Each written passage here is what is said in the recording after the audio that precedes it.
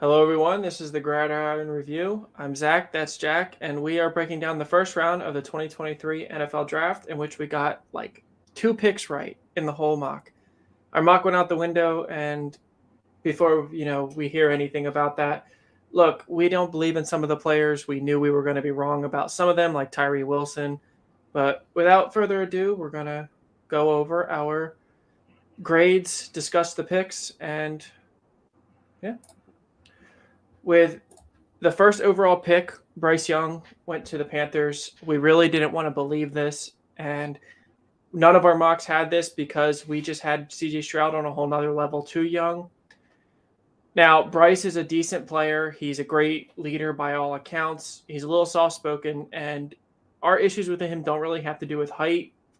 His slender frame is certainly one for concern, and you're going to have to design an offense specifically around moving him into space. The bigger problem why this is a C is this massive trade that Carolina did for Bryce Young feels a little underwhelming. I know there's a lot of comps to Drew Brees, but I don't feel, based on my scouting of him, and Jack has agreed through watching different tape, that Young is not on that type of level as a player, at least in our opinion. And we could be wrong. If we're ever wrong, we own up to it.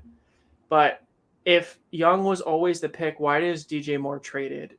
And I just feel like even without Moore, that was a really big trade package to get up to the first overall pick. And you probably could have added a little bit more. I didn't even think about that. Besides DJ Moore, and this would have made a little bit more sense because I don't feel like Young is going to elevate the team around him, but this might be just a personal thing. We'll see about it. I have been adamant that it should have been CJ Stroud for a long time, and I still believe that. It's not an awful pick. Bryce Young's not a bad prospect, but we wouldn't be surprised if, 3 years later, Young is going to be a fine pro and Stroud's going to be much better. And then it'll be, we wish we would have taken him, but we also don't regret taking him. That kind of situation. I mean, kind of building off what Zach is talking about here is like, I was on Instagram months ago, and it was one of those things like, what's a sports hot take that you have that really shouldn't be a hot take? And I know I talked to Zach about this one. It was Alabama quarterbacks can't succeed without weapons, and Bryce Young is the perfect example of that. When you look at the 21 championship run, he had JMO and Slade Bolden and Mechie and all these guys.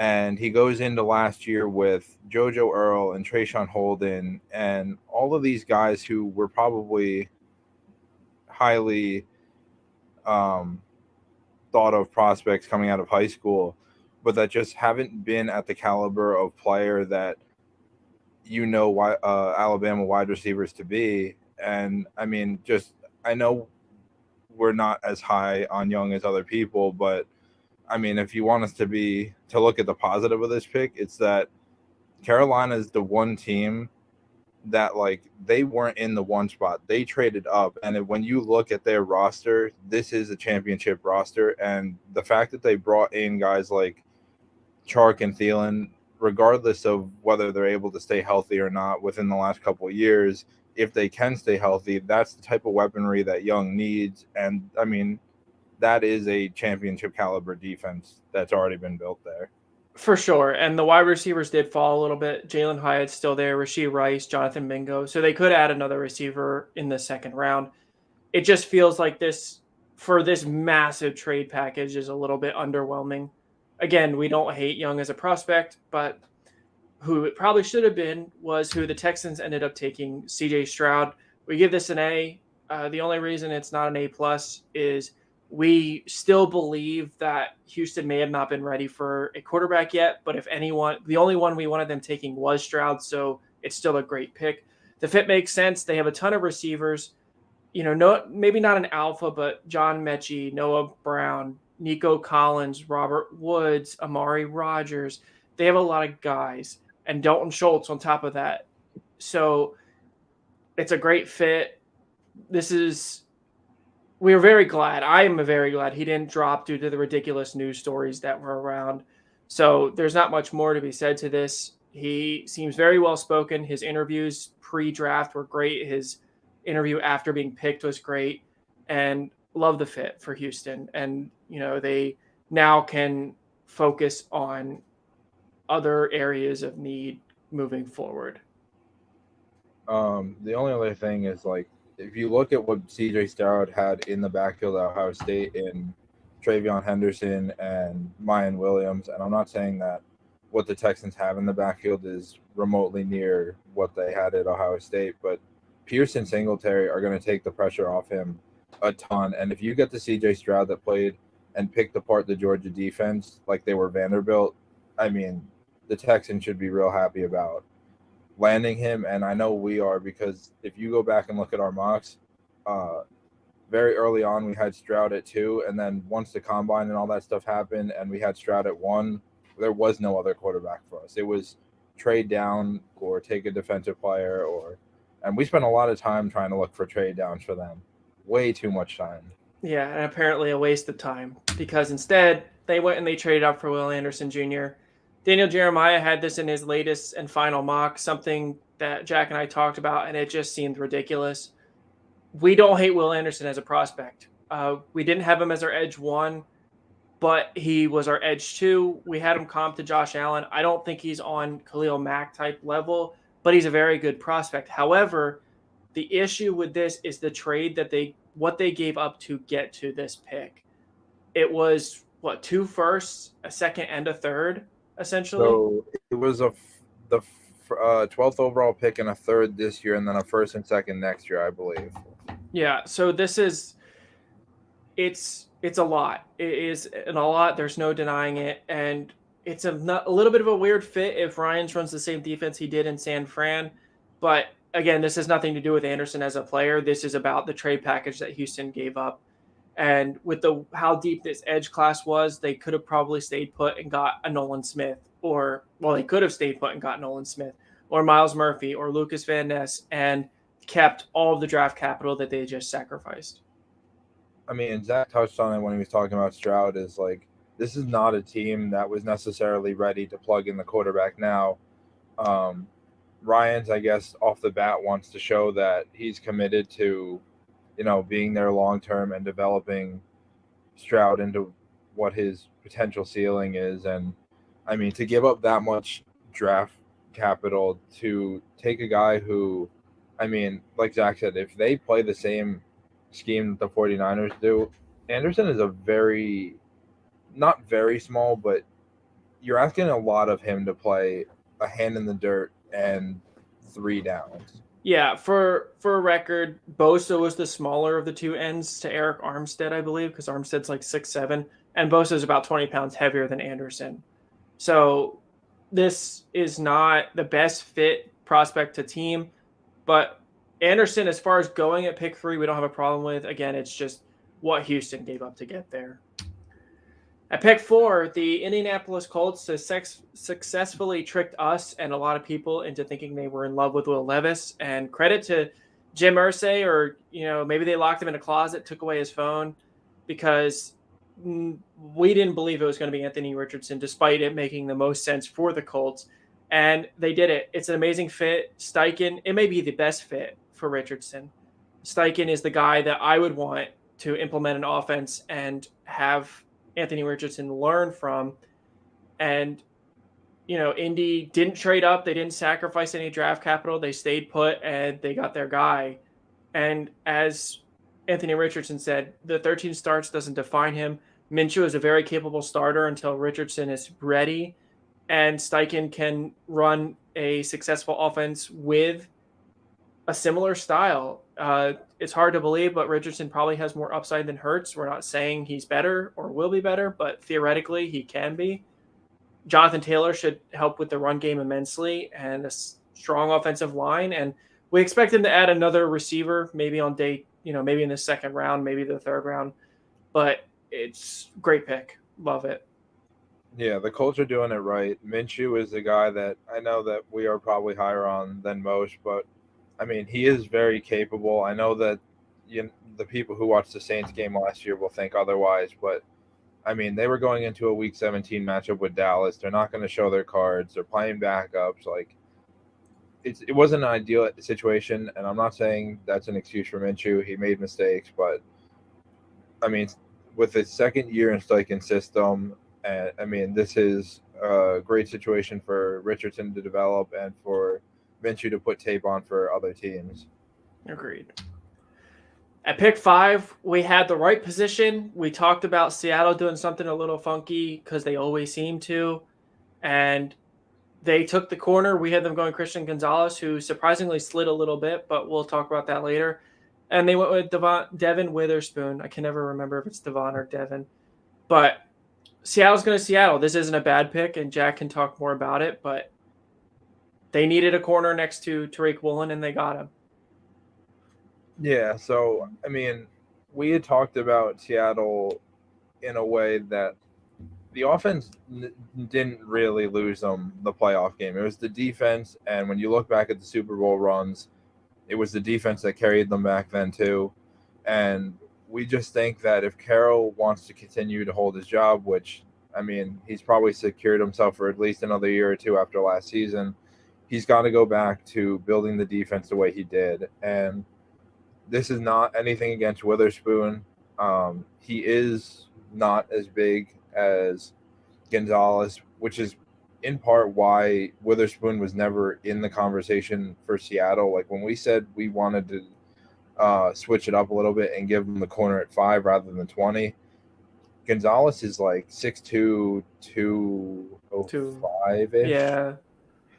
I mean, that's the size speed combination that Seattle is always looking for. It's the reason that they took Woolen, and I mean, Witherspoon and Woolen are probably going to be one of the best young duos in the NFL, but we just thought with the way that Seattle usually looks with that size speed combination like DK and Woolen, it was going to go that way again. But it is a great pick. Seattle is going to do their thing, and Witherspoon has got to step up now.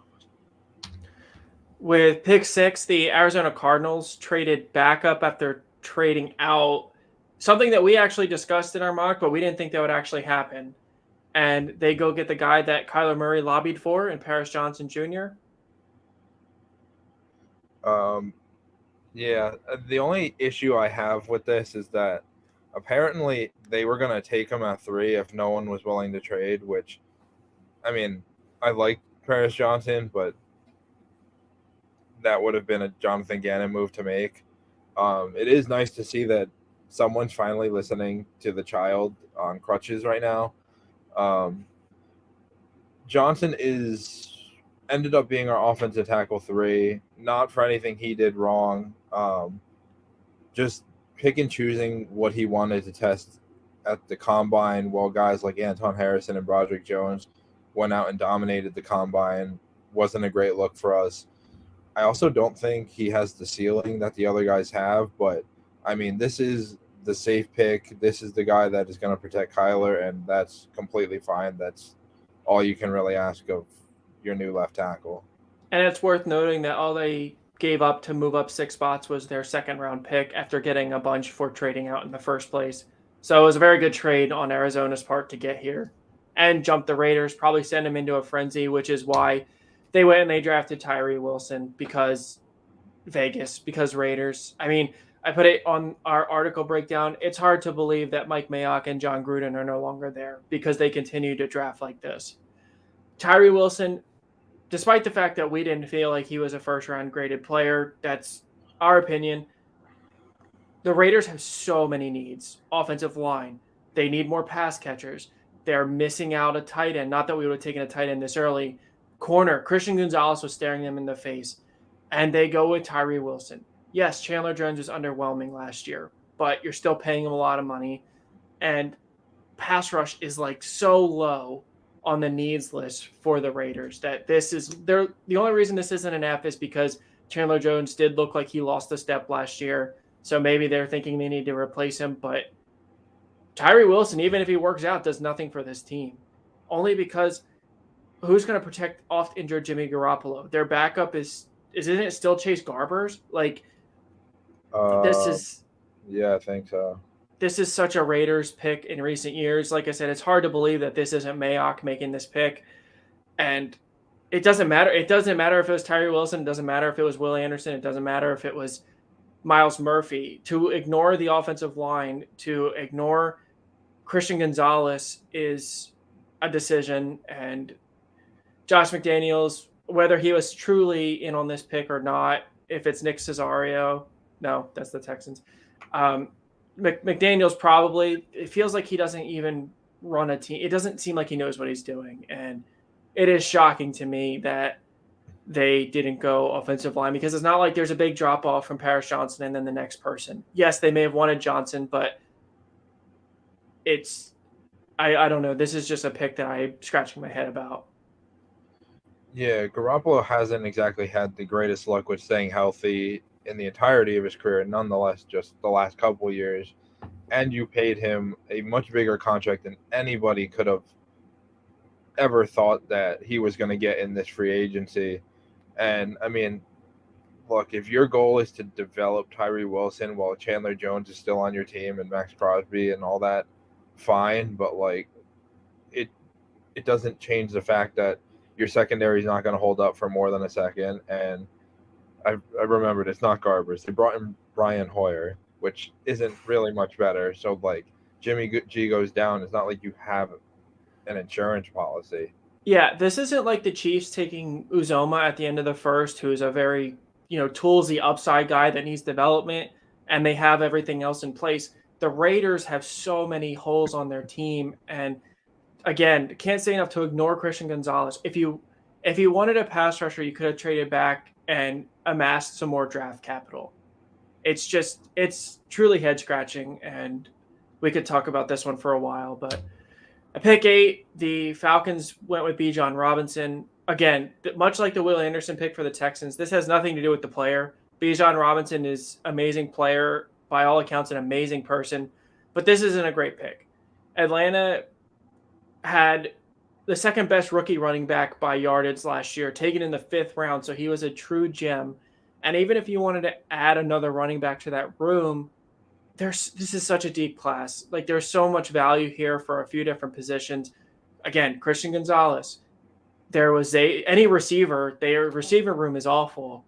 Offensive lineman. Like, there's so many other options here. And running back in general is just a devalued position. We aren't high. I'm not high on taking a running back this early, even one as good as Bijan. And if Arthur Smith wants to run the Tennessee offense like he did in Tennessee, that's fine. So then what does Algier do? And 2, Tennessee's offense has never gotten them to a Super Bowl. It hasn't worked. It's gotten them to the playoffs, and then they've just fallen off. They've been overmatched. So Bijan can catch passes. He can do a lot. He can run receiver routes, sure. But this is just such an odd pick. I just don't love it. It's a great player, but it's not a great pick. I mean, the only thing I want to add on here is, like, if you look at any of the mock drafts from this draft season, the one thing that I consistently noticed is that Atlanta was the only team that I felt like people were ignoring the fact that there's a glaring need at receiver. And I get some people don't believe that any receiver was worthy of the 8 overall pick, but like, trade down, get some capital, and like, the first receiver went at pick 20. Like, you very easily could have traded down, but for some reason everybody and their mother wanted to mock Atlanta a defensive lineman or an edge player at 8. And even like the corner I would have less of an issue with, but like, they also just traded for Okuda for a bag of chips. So like, I don't know why you're mocking them something that they already have. Yeah, it's, again, maybe they want to run the Tennessee style offense with a bell cow back, but then you have Algier and Patterson just kind of there. So we'll see. The Eagles, biggest winners of the day. They flipped a trade with Chicago for a 4th next year to get Jalen Carter. Amazing pick. Perfect player match to the team. Look, Carter has his off-the-field concerns, but Philly is the best place for him. He now will be joining 3 Georgia teammates on the defense, including Nolan Smith. And it seems like they are continuing their recruitment of Georgia's defensive coordinator for their defensive coordinator job next year. Jalen Carter is the best player in the draft, and it's not particularly close. And Philly, it's just a great landing spot. There's not too much to say here. One of my friends had texted me about, well, what do you think of the Carter pick? What is there to know? And I said, ignore the media, ignore the pro day, especially the pro day. Like, what everyone is failing to realize is that this kid lost a teammate, and I'm pretty sure LaCroix, who was the recruiting staff member, was one of Carter's closer friends. And from there, he went straight into the draft process. There was no time for him to grieve or get help. He went straight into the combine, which he was pulled out of because he was arrested for believing to have some part in the reason that car crashed. And then he goes from the combine and all the media stuff into a pro day where he cramped up and couldn't do anything. And for months, even up to tonight, he continues to get ridiculed for everything with his quote unquote off the field problems, despite there being stories of him being a good teammate and a good person, such as the story that many people pass on or pass by, that he paid for at least one of Georgia's walk-ons meals at the school because they couldn't afford them. And he had all his NIL and stuff. And it's just stuff like that that people are ignoring to look at the negative. And the one thing I told my friend was like, now that all this draft process stuff is over and he can go into the Eagles facility and just sit with a therapist and finally grieve and talk about everything that has gone on and not just had to watch himself in the news get ridiculed over and over and over again. And like Zach said, to be in a room or on a team with former teammates, especially the leaders that Dean and Smith and Davis were, he's going to be back to himself very shortly. Yeah, and again, Howie's going to do Howie things. I tweeted out on the account earlier, Howie Roseman for mayor of Philadelphia, because it's amazing to see how far he's come from the Jalen Reagor pick to just winning trades, winning draft day, and everything in between. With their trade back, the Bears took Darnell Wright. A little bit of a surprise. There was other offensive linemen ranked above him, but it's a great, they didn't ignore a need. And thankfully they didn't take a pass rusher, even though they could use one. You got to protect Justin Fields. You've done so much already, and now you continue that. Yeah, just like Zach said, you've done everything within the last year. You traded for Claypool, you've traded for DJ Moore, you still have Mooney, you brought in Foreman and Homer, you brought in Tanyan in the tight end room. You're putting weapons all around them. You signed Nate Davis, and now you bring in Darnell Wright, who, again, as Zach said, we had tackles ranked above him. But what I like about this pick is that Wright was the only right tackle ranked in our top 5. And if you're set on keeping Braxton Jones at left tackle, you keep Wright at right tackle, and you're not teaching anyone new footwork.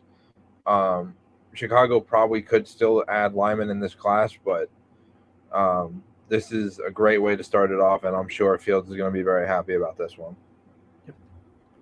At 11, Tennessee took Pete Skoronski. He's got 5-spot versatility, but as everyone's been reporting on, and Jack agrees with this, everything he's told me is that he's probably going to settle in at guard. Yeah. So when you watch Skoronski's film, and I know people were in love with him at tackle, I was not. I was in the very small minority that did not like him as a tackle. I mean, starter caliber, but not what the other guys were. And then about a month later, I switched him to the interior. Skoronski did come out of high school ranked, I believe, as the 3rd center in his class. So, and just watch the way he moved at the combine. He ran really good times, did all great in the athletic testing. Like, he is built to be a guard, or for the Tennessee Titans, could even be a center after their early offseason purge. But if they are insistent on keeping Henry and continuing the freight train attack, then Skoronski's the guy to to lead the charge there. So up next is possibly there's 2 picks in this whole draft that were head scratch. Well, counting the Tyree Wilson 3, but 2 that just were unexpected head scratchers from teams that have been drafting so well recently. And that is the Lions taking Jahmyr Gibbs. They traded back out of 6, picked up some draft capital in early second, and the trade itself was fine. The second is early, so it's worth mentioning. But Jahmyr Gibbs, I mean, he is our second ranked running back, but not at pick 12. There's just no way. This was shock. This was probably the biggest shock of the draft. And it's also weird because Detroit, DeAndre Swift is hurt all the time, but they also just signed David Montgomery to a 3-year deal. We don't love the fit. I don't love the fit. I think it clearly means DeAndre Swift is out, and Gibbs can play some wide receiver snaps, but with Christian Gonzalez here, this is a horrible pick. You could have taken Gonzalez and then gotten Gibbs with pick 18, and they decided to not do that. And it really felt like this was just such an obvious pick for Gonzalez, and it didn't happen. Look, again, we love the player. He's a great player, but he doesn't push the needle at all for this team, in my opinion. Yeah, and I know people are going to make the argument for Detroit. Oh, well, they signed Sutton and they signed Mosley and they signed Gardner Johnson in the offseason. None of those guys are an alpha. Gardner Johnson's a nickel. Mosley's been primarily, I believe, a nickel in San Fran, which obviously he's not going to be that now. And he's on a 1-year deal, which means there's no commitment to him. Sutton I thought he was a nickel. We've had this debate before. I guess he played outside. Not quite sure. None of those guys are an alpha. And for as many teams that were in the corner market within the top 10 picks, Gonzalez should be off the board here. I would have ran that ballot up to the podium so fast. The fact that this seems like one of those Mayock picks where, like, you think you're smarter than everyone, but, like, you're not. Like, the Lions have been doing so well with the way they were building their team, and tonight just really did not seem and also, for the record, my dad kept asking where Dan Campbell was when they showed the Detroit War Room. I don't know if they locked him in a closet, but, like, something clearly wasn't right tonight. Yeah, again, this has nothing to do with Gibbs. This is just there's so many other ways they could have traded back again. Nobody was taking Gibbs this early, and if they do, that's on them. This is a deep running back class. If they wanted to add another back, they could have done it on day 2. Like, this is just it's disappointing because we want to root for Detroit, but it's hard to see where they were going with this pick. At 13, Green Bay continued to Green Bay. Didn't want to believe it. Never mocked a pass rusher to him because they needed a receiver or a tight end just that badly.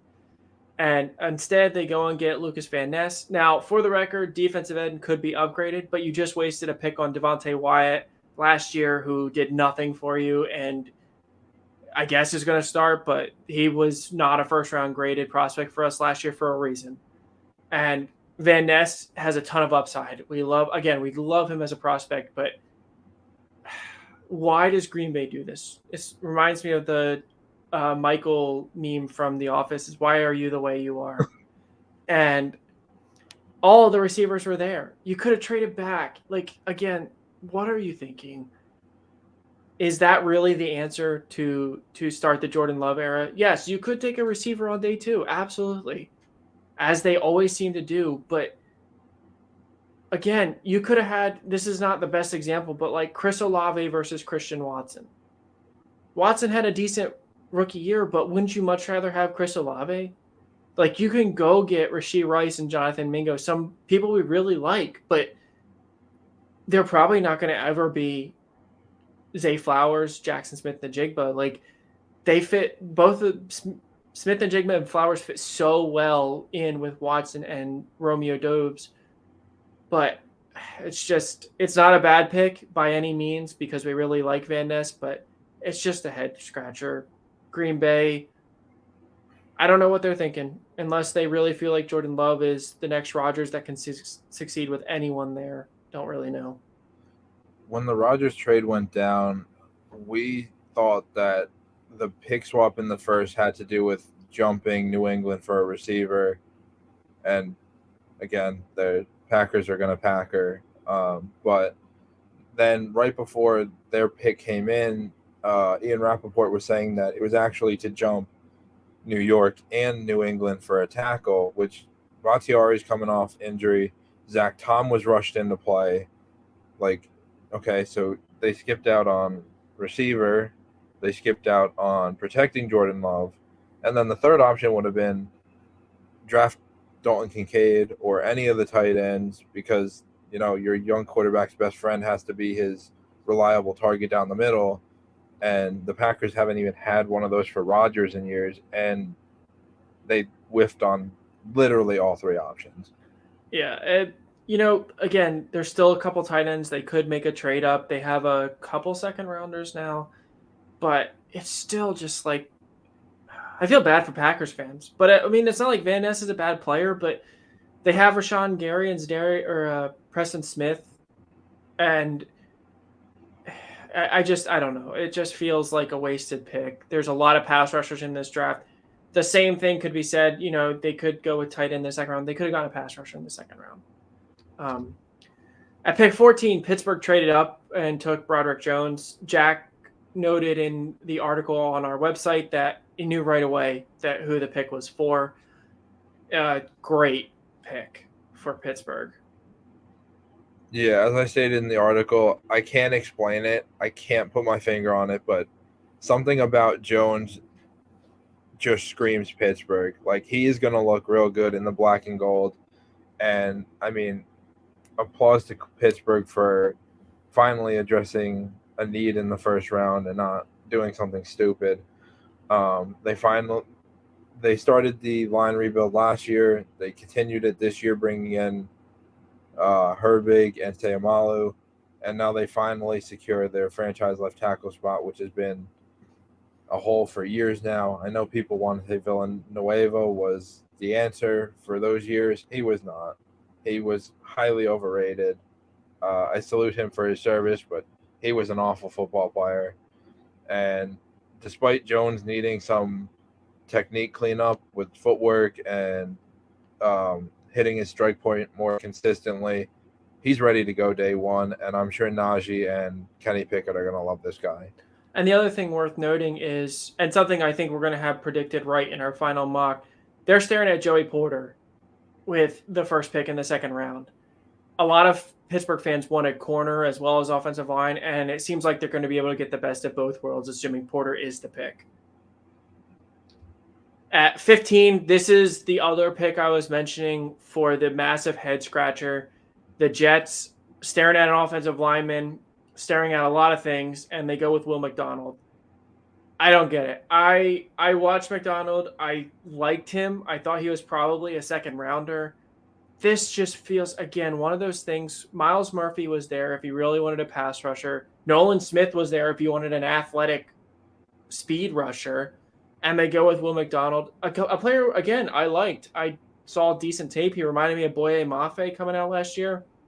But this is not a pick at 15. You didn't need to make it. You could have traded back. Real head scratcher again. I don't know. I don't know what the thought was here. It should have been offensive line. It could have been, even if you want to argue, another receiver, even though I don't think that was a need. It could have been tight end. It could have been defensive tackle. Kalijah Kancey was there. Brian Brzee was there to pair with Quinnen Williams. This is just, I don't get it. I don't understand what the thought is here. Even if Carl Lawson is never getting over his Achilles tear, there's other pass rushers here that would have been better. But I don't know if you have any thoughts on this. So when we were kind of going through the mock, like, we were talking about offensive tackle because obviously Becton has been unreliable thus far. Max Mitchell is dealing with the blood clot thing.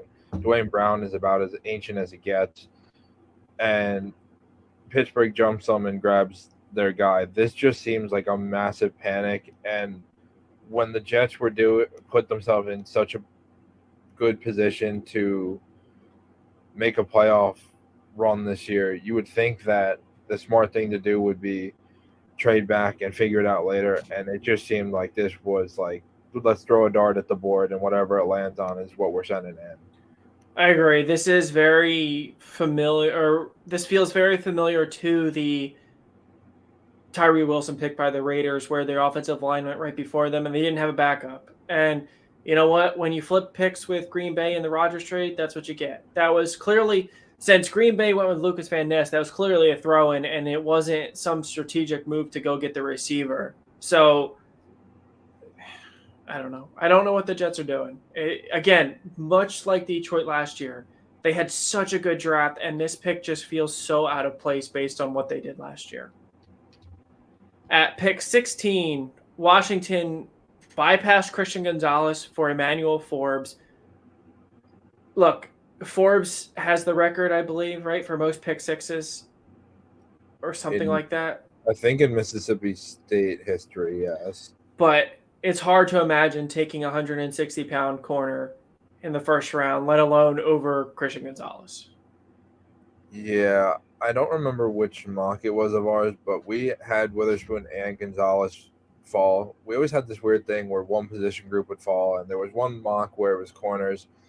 And I remember clearly writing for Gonzalez at 16, you run this pick to the podium. Like, you could not dream of a better situation than this. And somehow, even though Dan Snyder is selling the organization, you're still a poverty franchise. And much like we've said about many of the other prospects, is like, this is nothing against Forbes. Like, Forbes is arguably a top 3 coverage corner in this year's class, of which is pretty deep in my opinion of the position. But as Zach stated, Forbes is 166, and if you watch him on tape, his ability or his willingness to want to take on blocks or make a tackle is extremely inconsistent. And then when he does try to, it's extremely hard to watch. I remember turning my head away multiple times because he thinks that he can tackle at the upper body at 166 pounds and he gets shaken off. And then there's times where he'll missile himself and miss by a mile. And Mississippi State got very lucky that Forbes did not get run at as much as he did. Like, I'm sure that anyone who's watched Forbes and hoping to get him later in the draft are going to know that he does not want to take on the run. And if I'm Washington, I'm worried about teams running the ball right at him. Like, this guy is not taking down Derrick Henry. He's not taking down Nick Chubb. And I'm worried about his durability. Like, 156 is insane. And it's hard to believe him covering someone like A.J. Brown or Michael Gallup. Like, maybe Devontae Smith because they're basically the same build. But it's hard to imagine him doing anything against A.J. Brown, who's just going to muscle him. At pick 17, New England went with a corner. Not a great, not a big need because they have the Jones 3, but incredible value. It's hard to imagine getting a better player at pick 17. Belichick is now 2 for 2 on in the last 2 years of drafting players I was high on. So props to him. I just saw him in person 2 weeks ago at the Rutgers coaches clinic. As I stated in the article, New England has an awful, awful history of drafting first-round corners, but they've never had somebody like Gonzalez fall to them like this. And if they can find a way to develop him that they do mid-round corners like J.C. Jackson and I can't remember the other – Jack Jones. And Marcus Jones and Jonathan Jones. Gonzalez is going to be a problem in this league. Like, you want to talk about losing J.C. Jackson and losing Gilmore, this is your guy. And all you need to do is develop him a little bit. He's definitely a day one starter, but his ceiling is ridiculous if you can get him to where and especially in the AFC East where the Dolphins are loading up, the Bills are loading up, and just in the AFC in general. Quarterback now. Yeah, so adding another corner is not something to balk at. So at 18, Detroit went with Jack Campbell. I'm a little bit lower on this pick personally just because nothing about Campbell. It's that they passed up Gonzalez for Gibbs, and if they really liked Gibbs, this could have been Gonzalez and Gibbs instead of Campbell and Gibbs. I have no problem with taking linebacker. I don't trust Alex Anzalone's health, but it's just, again, disappointing that Detroit. It's just disappointing to see how their board shook out for me. Yeah, I debated back and forth the grade on this pick, but it is this high because I do like the fit of Campbell to Detroit. Like Zach said, obviously Anzalone's health is not the greatest when you look back, but also when you think of like a typical Mike linebacker, he's not what I think of. So, I mean, I imagine Campbell sliding into the Mike spot, and then they'll shuffle Anzalone to the Sam and Rodriguez to the Will. And Campbell apparently had like the best coverage linebacker grade since Devin White, which still blows my mind because one of my biggest issues was whether he can play 3 downs and run sideline to sideline. But I mean, Campbell is a guy that we in mock 5.0 had going in the second round. Like getting him in the second was not an insane thought whatsoever. Yeah, and again, it's not a bad fit, like you said. He seems like a Detroit player, but it's more the Gibbs pick just looms large. And if this was Christian Gonzalez and Jack Campbell, this would be a whole different conversation in my eyes. Like that would be an insane first round. And I don't know. I don't know. We'll see. At pick 19, the Buccaneers went and got Kalijah Cansey. I didn't hate it at first, but the more I thought about it, the more I loved it because playing next to Vita Vea, he's going to wreak havoc. This is the perfect scenario. We really liked him to the Jets playing next to Quinnen Williams, but Vea, they're not the same player, but Vea is going to eat up double team blocks, and Cansey's going to get a lot of one-on-ones, and he's going to win a lot of one-on-ones. The only thing I wondered is, I guess Logan Hall is going to play defensive end full time. He was kind of a tweener between tackle and end last year, so they must feel like he's going to play end. But it's not the biggest need in the world. However, it is a great fit. I love it. Like I said, next to Vea, he should be amazing early on. Yeah, I mean, the one thing we talk about with Tampa time and time again is just how they're somehow managing to keep this team together for one last run. So I guess, take what you consider best player available and someone you think that is going to be an impact player for the year. But, I mean, whoever the quarterback is next year is still missing a left tackle and help on the interior. And if it's Baker Mayfield, God bless his soul. Yeah, and I guess that's another reason I like this so much is it wasn't a quarterback. I didn't like them taking Levis. I didn't like them taking especially Hendon Hooker, and they didn't do it. They went with a high upside player that was worth this pick, and great selection by Tampa. The Seattle Seahawks started the wide receiver run, which I was shocked to see the first time ever that 4 receivers got taken in a row in the first round in the common draft era. Just very surprising to me. But they went with Jackson Smith-Njigba, gave it a B+. It's a good fit, and I think Zay Flowers would have been a better fit, but it's hard to fault them. Jackson Smith-Njigba, great route runner, great at tracking the ball, and he's got a different skill set than both DK and Tyler Lockett. So I think those 3 are going to really work together. The only issue I really kind of have is, are they going to throw it enough for him to be relevant, for a first-round pick on a wide receiver to be relevant? I don't have a problem with it. It's more just a question. Are they transitioning the offense a little bit? We'll have to see, but Jackson Smith-Njigba to the Seahawks is a good match, in my opinion. Yeah, I mean, corner and maybe another D lineman were the needs that we had for them in the first round. Obviously, they filled the corner need with Witherspoon, and I don't know what they're looking at pick-wise the rest of the draft, but based on the Russell Wilson trade, I got to assume they have some extra picks sprinkled in there. So them using it as a luxury is something that we had ever thought about, but good for them. Yeah, and there's a lot of D tackles still on the board. This isn't the strongest class, but there's still, Gervon Dexter would be great to fit in there. And Adebaware, if they wanted to do a pure pass rusher next to Draymond Jones, there's a lot of guys still there that they could address that need with. Really, really glad it wasn't a pass rusher. Much like Atlanta, the projections of them taking a pass rusher didn't make sense for a first round, in my opinion. And I'm glad they went with receiver. The second of the run, the Chargers took Quentin Johnston. This is a B for me because I don't like the fit as much.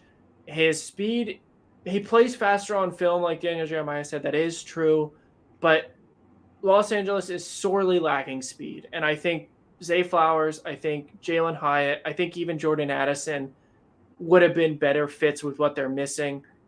They have size in Mike Williams. They have really good route running with Keenan Allen and Josh Palmer. And it just feels like this isn't an awful pick, but it feels like the other receivers available would have been better matches. It's hard to get, it's not upset. I'm not upset with this pick, but it was a very big need addressed. I just think there were other players I would have rather taken. Yeah, as we saw at the end of the night, Hyatt is still on the board. That's someone we've had mocked to them for at least 2 or 3 mocks now. Zach said it, they're lacking speed over the top, and it's not even the offense that isn't winning them a championship. The defense can't stay healthy for one, and when they're healthy, they can't stop the run for their entire lives. And with Brian Brzee still on the board, like I know you invested money in it last year, but clearly that didn't help. You just got to keep adding bodies until something works. Yeah. And then this is our favorite, or this is one of my favorite picks in the first round. Zay Flowers, the Baltimore. I talked with Jack and my brother actually in saying that Lamar signed this deal this morning for a reason. So they must have insisted that they were going receiver in the first round. They were going to do what it took. I'm assuming if there would have been a couple taken earlier, they would have traded up. And they go get our wide receiver one. It wasn't particularly close, but more importantly, he is a different skill set. I think it's pretty important to have a mix and match of what your receivers can do. Bateman's 6'1", I think, or 6 foot. He's a little bit bigger. He's speed. And Zay Flowers is smaller. He's 5'9". There's no denying. But the comps to Steve Smith are not overselling him. He's that special. He could easily become an all-pro.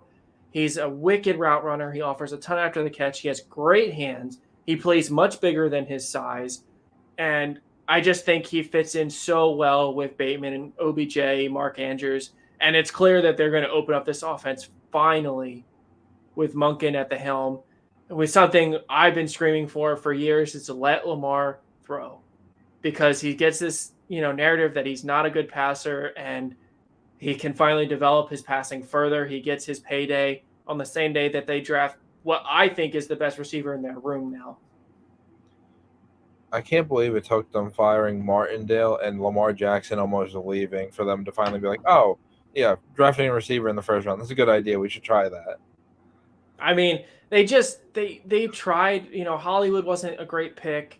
And Rashad Bateman has been good when he's been healthy, but I was concerned that they were going to keep the same philosophy with, we'll add a day 3 receiver, we'll add a day 2 receiver. Just because one doesn't work out doesn't mean you don't try again. And I think Zay Flowers is a high character player, clearly. He's loyal, and I think it's going to be fun to watch this offense. I'm really hoping. And the ending of the wide receiver one, Jordan Addison to the Vikings. This is a great fit. I think Quentin Johnston would have been better, but obviously he's not here. Addison adds some more speed that beyond Jefferson is not really there. He's got pretty good route running. He doesn't offer a lot after the catch, but luckily that's not what you're asking him to do. He's going to thrive as a wide receiver 2 or 3, depending on how they view Osborne. I think he's going to excel. He's not going to be asked to be a number 1, not even close. And that's where I was concerned that if he was going to go somewhere that had him pegged as a number 1 option, and now he should be excellent in this role. Also, another team that I'm glad didn't go quarterback. Yeah, I got nothing else to add there. The Giants traded back. They traded up. They traded up to take Deonte Banks. I didn't fill in the thoughts. I forgot about this one, but so Banks is actually the player that we've had the Jags taking in the last 2 mocks. So, I mean, we got the spot right at least. Thank God. You got to take your victories when you can. Banks is not a player whose film we liked as much as some of the other people around the football community. One of the big notes I had after watching him was, what's his speed? And clearly he proved me completely wrong at the combine, testing as one of the most athletic corners there. Banks very clearly has some development to do, but what I love about this is that the Giants finally fill a corner need, which got them killed in many of their games last year. And it's a win for Banks. Martindale is one of the best defensive coordinators in the league. He likes to bring pressure with the front seven. He takes the pressure off the corners. He can hide their flaws. And Banks can start while he is still getting developed. Like, there's no rush for him to be this all-pro corner because the pressure up front is going to take the pressure off of him. The Buffalo Bills actually took a tight end. We didn't always have this. We thought it may have been a receiver, but obviously the first group was out. Although Jalen Hyatt was still there. A little surprised it wasn't him, but Dalton Kincaid is amazing, amazing value at pick 25. Some people are comparing him to baby Kelsey. I see him as a Greg Olsen similar. It's a different way of addressing the problems that Buffalo has had. He should be an immediate red zone threat. He offers a decent amount as a run blocker, despite that not really being addressed as part of his game. He's going to be a reliable third down target should Diggs not be, open, or if Diggs sits out, whatever that situation may be. Just love the value. Dawson Knox, they're probably going to play more 12 personnel now, and it's a different way to take pressure off of Allen by running the ball more, not asking him to throw all the time. Maybe a more conventional offense instead of a ton of read options, but great pick. For the record, when we were doing mock 5-0, we did have Kincaid going to the Bills, and then we switched it to Darnell Washington because we got very excited about the thought of that. But yeah, that's true. We thought Washington's elite run blocking may get him taken over Kincaid. Clearly, we were wrong, but Kincaid is the most pro-ready with upside. I think Mayer is also very pro-ready, but Kincaid is a much better athlete than Mayer is, so we love it. Good for Buffalo, good for Josh Allen. This is not a pick I love. It's such a Dallas move, falling in love with someone based on one thing. It's a Jerry Jones move. Now, they suck against the run. There's no denying that. And we talked about giving them a defensive tackle, but I felt, and I think Jack would agree, that the second round was probably a better place for this.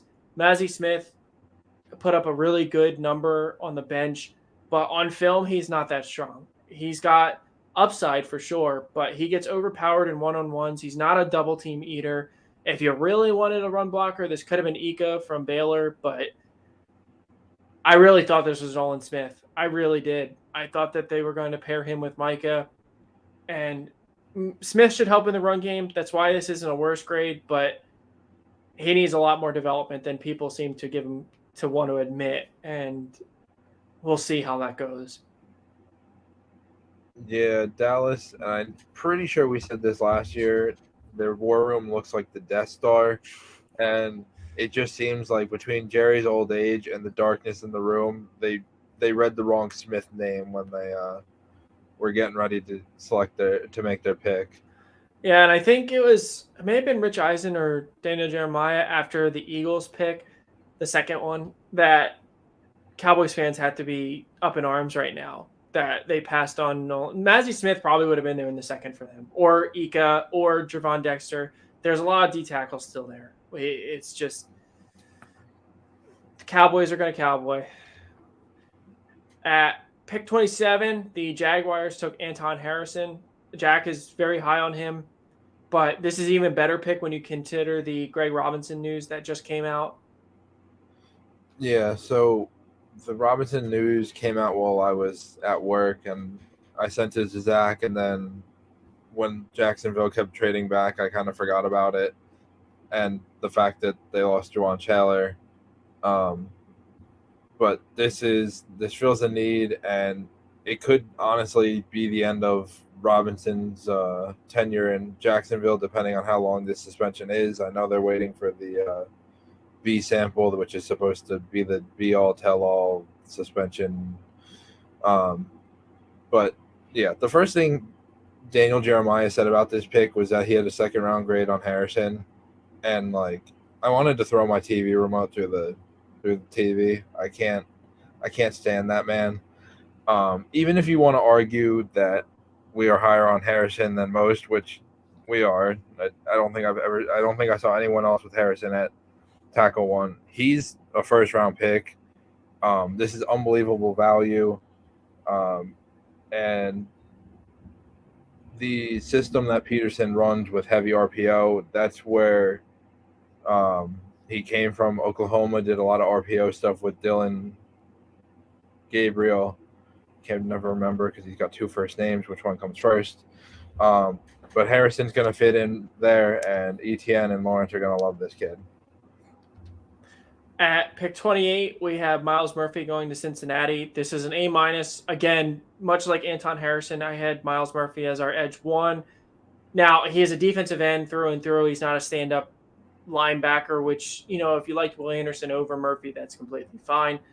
But this is an incredible pick value-wise. There's so much upside with Murphy.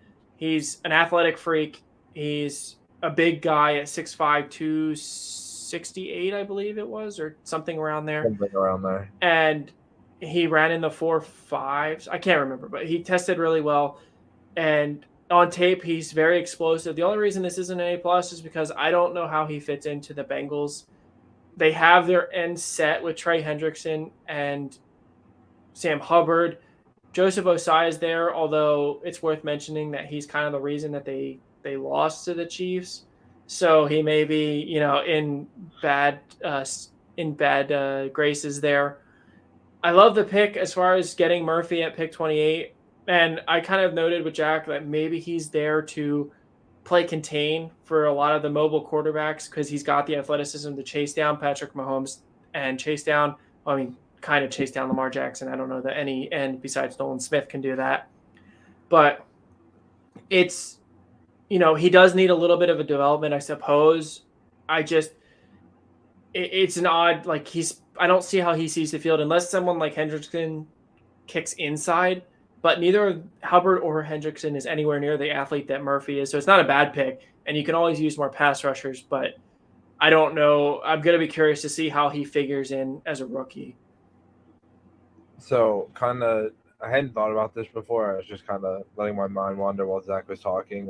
This is very, very similar to the Dax Hill pick last year, which makes me think that at this point and where they're always in the AFC Championship, that they're just going best player available. The only difference I would say from the Dax Hill to Myles Murphy is Hill's going to start next year. Like Bell and Bates both left in free agency. Hendrickson is signed through 24, and Hubbard is signed through 25. So it is hard to see unless they plan on cap-wise cutting, trading one of them. But with Chidobe Awuzie coming off torn ACL and Hilton age only going up, it's very hard to see why this wasn't a cornerback in any way, shape, or form. Yeah, I know they don't really feature a tight end in their offense, but it's also Irv Smith is not a starter at this point, so I thought it might be a tight end. Again, love the value. It's just, Dax Hill is a very similar pick last year. Murphy's probably a rotational pass rusher initially, and then maybe they do want to get rid of Hendrickson to save cap for paying Joe Burrow, T. Higgins, and Jamar Chase. Maybe they're planning ahead. We'll have to see how that works out over the next couple seasons. At 29, we got another one right. Bryan Bresee to the Saints. We've had a couple times. Love it. Love the fit. The Saints have done a decent job replacing all the guys they lost on the line, but they're still missing some pass rushing juice. And Bresee is, as noted by NFL and covered by them extensively, has had quite the past couple of years, and it's probably distracted his on-field play. But as far as mentor goes, Cam Jordan is the ideal mentor for him. Another guy that can play in and out. And I love the fit for New Orleans. I think it could have been a receiver. It could have been a lot of things, but this was definitely a need for them. Yeah, the Saints lost some big names on the D-line and they've done a decent job of replacing with guys like Kalen Saunders, but Brzee is just a little bit more athletic, a little bit different of a skill set than what they've brought in with those veteran guys. At pick 30, unbelievable. It is unbelievable that the Eagles were able to get what was most likely their top two choices for pick 10 at picks 9 and 30.